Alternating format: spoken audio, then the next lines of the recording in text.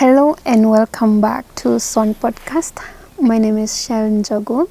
This is a podcast about Christian lifestyle where we boldly declare that we are everyday Christians, not Sundays Christian only. We declare that our walk should reflect in our day-to-day and in whatever context, whether we are at work, at school, at home, our character should remain the same. We are not chameleons. Our characters should reflect the same. So today's topic, it's about when you feel discouraged to pray. I don't know about you, but as for me, sometimes I do struggle to pray. Sometimes I feel discouraged. Sometimes I begin prayers with tears. Sometimes I postpone to pray because I don't feel the strength to pray. And the past few years have really been difficult for me. I've gone through a lot of ups and downs, a lot of doubt, a lot of fear, a lot of discouragement, a lot of giving up. I remember one time where I told God I feel like I'm in a four-walled place that has no whatever doors or anything, in the walls are so high, and they are like the walls. I don't know whether you've ever seen the cistern walls. It's just concrete, and when you hit it, you just hear the echo of the wall. I've had a lot of those moments for the last couple of few years. Mainly when you're looking for purpose, the reason for your existence. I think it's just a difficult time, and a lot of things don't make sense. And for me, a lot of my life didn't make sense. And all I had in my hand was God's promises.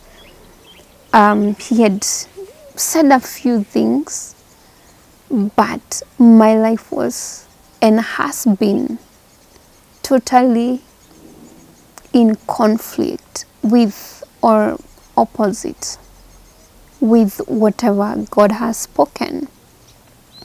And so you can imagine the tension where I know, God, you said, yeah, I'm trying to pursue this and this, but it's not working out. And actually, so many times I've quit on this podcasting thing. I've quit on the things that I know God said that I should be doing. And speaking about podcasting,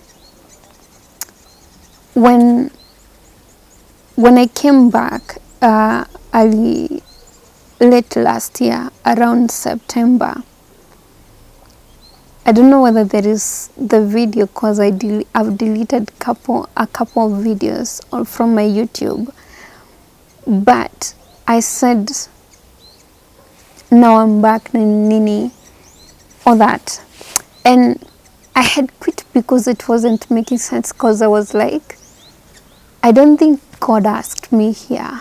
If He did, then there should be progress. There should be evidence. But there is no growth. I'm struggling to have viewership. The response on the online platform is not as I expect, and all that. And so in a lot of ways, I was like, you know what, I don't think God asked me here. I think I asked myself. So I put everything down until God says go. And I literally put everything down. And it took him again to come back to me and say, dear daughter, I'm the one who gave you the work. And he used quite a picture for me to understand how much I have actually hurt him by neglecting the work that he gave me. And so what I'm trying to say is I've really had a rough time. And if I'm having a rough time, it then means I'm also having a rough time in prayers. It means I'm having a rough time doing Bible study. There was a time, especially last year, I was like, if there are no congregational meetings, I don't know how I would have survived, because it was just difficult. I know I love God, but at the same time, I don't know how to do this. Nothing is making sense and all that. And so towards the end of the year, Essence of Worship released the song called Shauku. And that song spoke to my spirit, and I kept on playing it. I kept on playing it. It's around 24 minutes. And that song it was on a loop every time. It was speaking to my desire to just wanting my Father. And that's all. I've desired to be with God, but I'm having a really hard time praying and all that, and connecting with Him, having revelations as I study the Word.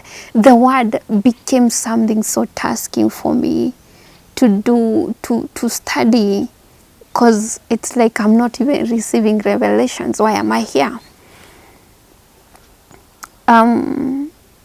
Until this year, God started stirring my heart towards the end of the year, because I believe that's when Essence released that specific song. And then in the beginning of the year, I don't know, maybe first service of the year or the second one, the preacher of the day, I can't even recall the topic, but he read from Isaiah 40 verse 31, where those who wait upon the Lord shall renew their strength and all that. But what the Holy Spirit impressed in my heart that day was this point: those that wait on the Lord, those who wait upon the Lord. If you're waiting for something or for someone, what do? You're expectant. It means your eyes are on that specific place. It means that you're not moving your eyes because you're there. It may delay, but your eyes are like there. And I was like, okay, so those who wait on God, if I am waiting on God, then my eyes should be on God. And I was like, where have been my eyes? My eyes have been on everything that has been falling apart in my life, and me trying to fix things, because I tried a lot to fix what I thought was the problem, what was preventing me to make any progress in life. That's what I had put all my attention to. That let me fix this, let me fix this, let me fix this. And my attention was never on God. And not that specific Sunday, I believe the first Sunday of this year, he was redirecting me. No, daughter, you need to look at me. You need to look at me, not on the things that are happening, not trying to fix the things that you feel like or seem like they are the ones that are delaying you. But look at me. And I resonated so big with this song called Conversations with the Father by Dunsin. And he said, I went to the Father, I asked him, I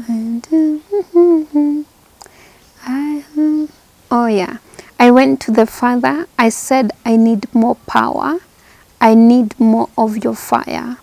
But he said to me, all you need is more love.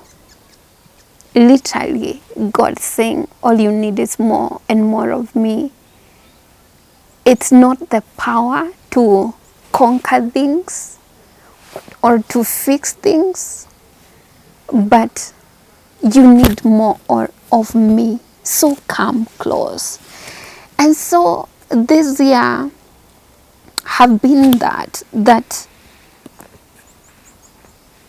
I need to refocus my eyes and place them on Jesus and Him alone, which maybe you're also like me, where you're focusing on the circumstances that are around you, but then looking at the circumstances don't fix anything.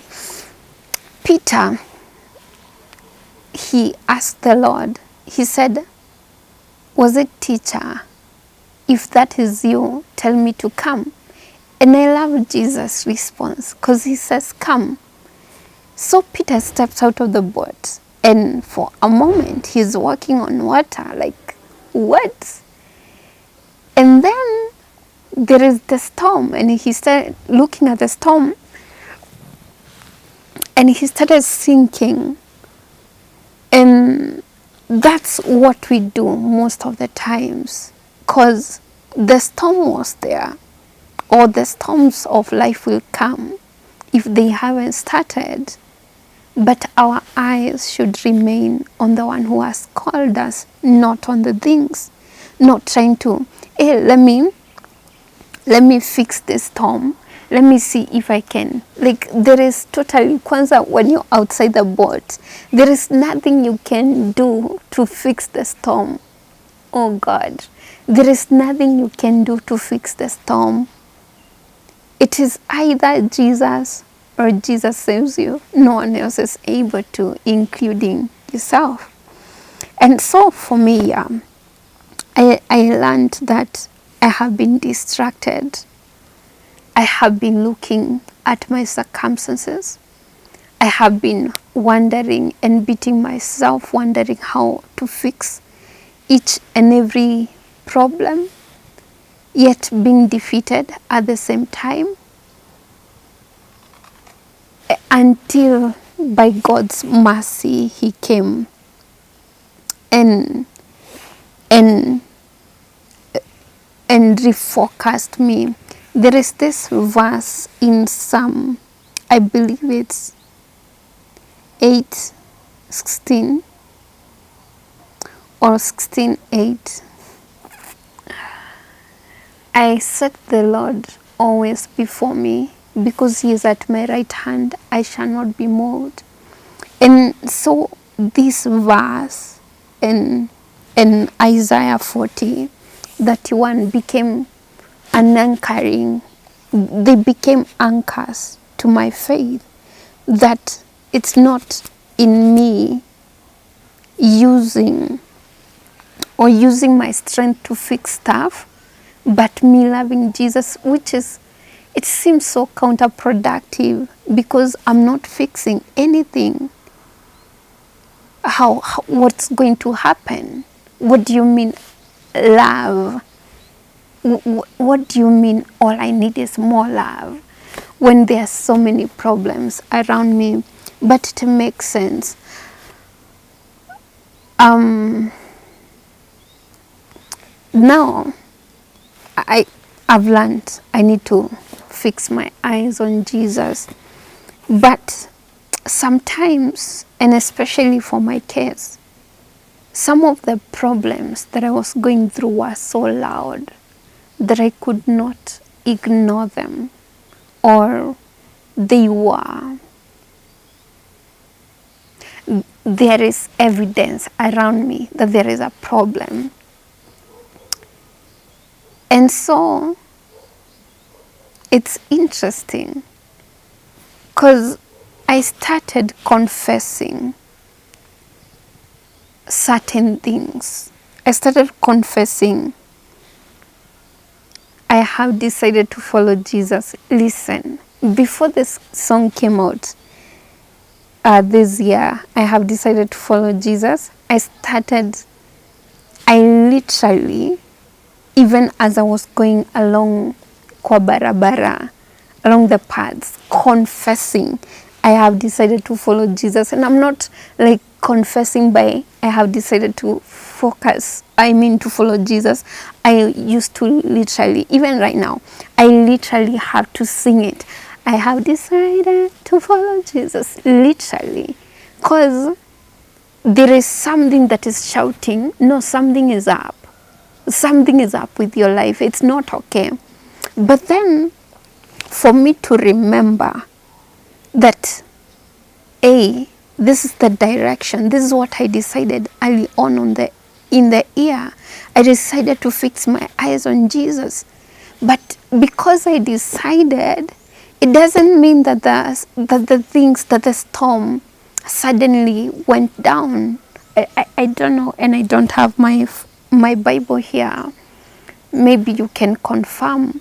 I don't know when Jesus decided to calm the storm, whether it was after he reached out to Simon or it was after I think it was after they got in the boat, but I'm not sure. Check it, you can confirm it. That just because I have decided to follow, it doesn't mean that the storms are going to go down. The storms are still there. I have just decided that despite of the circumstances, despite of the storms, I have decided to follow Jesus. And so sometimes one has to verbalize that I have decided to follow Jesus. Now, whatever that means for you, whether it is reciting like that Psalm 16:8 or 8:16, that I have set the Lord always before me. Because he is at my right hand, I shall not be moved. Or those that wait upon the Lord. Those that wait upon the Lord. If I am waiting upon the Lord, then my eyes should be on the Lord, not on whatever. But as for me, I had to literally sing the song. I have decided to follow Jesus, which was such a great thing when it came out. When this anthem has come out, because wengine we have had to go through the process. Then another thing is I have had to keep on reminding myself who God is. You see, sometimes we exalt, and that's the problem of meditating or looking at the problems. Because when we look at our problems, we exalt them above Jesus. We exalt them above our God. And if we exalt them above our God, it means that we are not walking in faith. The video cut at some point, so I don't know. I wasn't tracking, so I don't know where I left at. But all these things that I'm sharing about confessing, meditating, a constant fight to remain and to be grounded in truth is because if you're not fighting throughout the day, when it comes to the time of prayer, because you've been meditating on the way everything is just falling apart, it becomes really difficult to pray. In fact, you're going to postpone to pray. You're like, I'm going to pray later. I just said later. And then, or you find yourself, you want to pray, but you're just so overwhelmed that you can't pray. So what the point that I'm trying to bring in, which now I found out this is what I was doing, and whatever changed was whatever I am meditating on. Before I was meditating on my circumstances, but now I have decided to meditate on Jesus. I have decided to meditate on who He is. I have decided to confess it, that this is what I've decided to do, and to remain there and to stay focused there. Because if you don't do these things, like as I was saying before, I distracted myself. What is that? Christianity is a fight. You're literally fighting, but we have overcome. But we have to decide that this is the truth and I will walk in it. And just because I have decided to walk in this truth, it doesn't mean that it's going to be smooth. No, it's going to be at some point feeling like, hey, did I make the right decision, or this, like a lot of things that just comes up, and to bring doubt and all that. But for you to be able to effectively pray, or if you found yourself in a place where, like me, it has been difficult to pray, chunguza, try and investigate what you've been meditating on, and that will help you to understand, because life can be overwhelming. In fact, so that I can have the idea to do this episode was because last week something happened, and when I started, I decided either way it's wrong, but I'm going to pray. And when I started praying, I felt kind of defeated and I was crying. And then as I went on praying, it's like something just shifted, and I started declaring the truth, confessing the truth, saying this is who I am, this is what has been done for me, this is what the blood of Jesus Christ has done for me.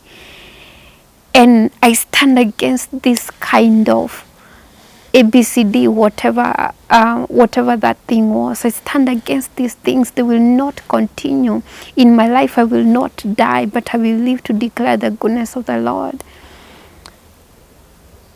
And I think that boldness, I could not have found it last year, because I could have been so much defeated, and I could not have remembered the goodness of the Lord. And I could not have remembered the goodness of the Lord because I was not meditating on His goodness. So check what you're meditating on. If you are constantly, or you're in that season where it's really been difficult, we are not promised smooth. In fact, I believe Christians probably fight more than any other person or persons on earth, because we really have to fight so much. We have to really fight for the truth, and for us to remain grounded in that truth. So don't give up.